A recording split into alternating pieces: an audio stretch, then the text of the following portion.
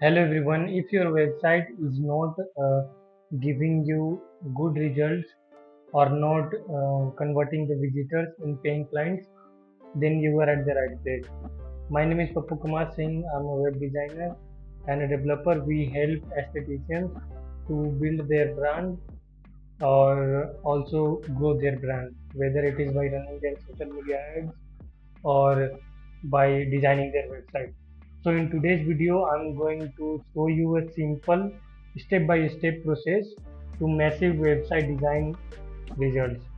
So the first step is define the purpose of the website, which means that before doing anything in the website, you need to make sure that what is your end goal of from the website, whether you want the leads from the website by maybe providing the Google form, by uh,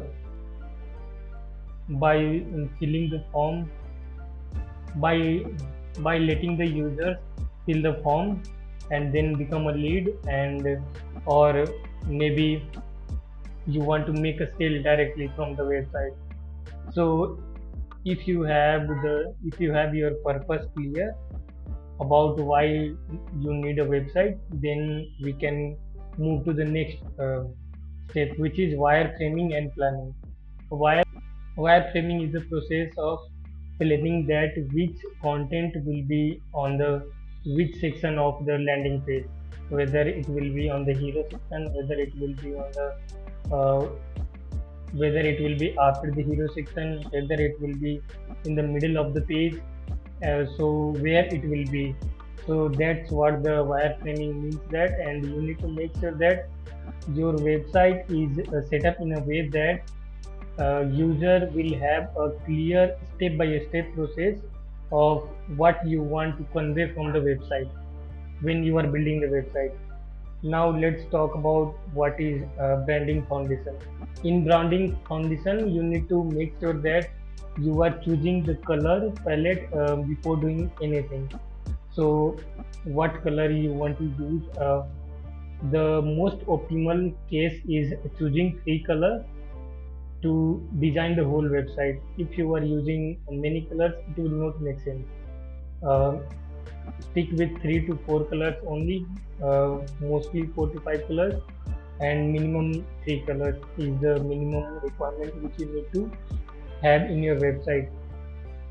So once you have chosen your color palette, you will have to choose that which font style you will use and how many headings will be on which of the pages, because one heading is necessary in each of the page for the SEO, because it helps search engine to find out that which is heading, and it will make more sense when you will do the SEO of your website. So now let's talk about the next step, which is uh, copywriting that converts, which means that you need to write your content in a way that it inspire the user to buy the services, or maybe set an appointment with you or buy your services. So you need to have every content well researched and well optimized, so that when they visit your website, they have everything which they need to know.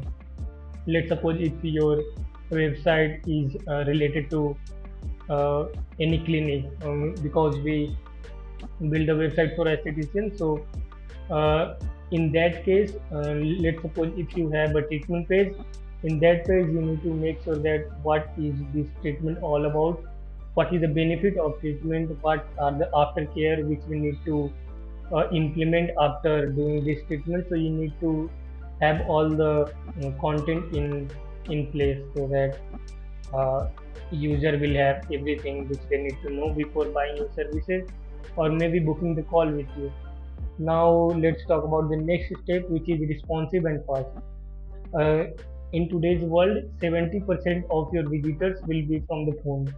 So you need to make sure that your website is optimized in all of the devices, whether it is phone, whether it is tablet, whether it is computer or desktop. And also you need to make sure that your website is fast, if you are building a website in WordPress, so you need to make sure that you are using the correct plugin like fast cache, and there are some other plugin as well. If you will do a quick research, you will get to know that which plugin you should use. Now let's talk about the next step, which is conversion optimization. So conversion optimization means that you need to have a proper research in every 15 days that how your website is talking with the customer, whether your website is able to convert the visitor in paying clients or not. Like how you have set up your call to action button, whether uh, there is a good amount of call to action button in your website or not.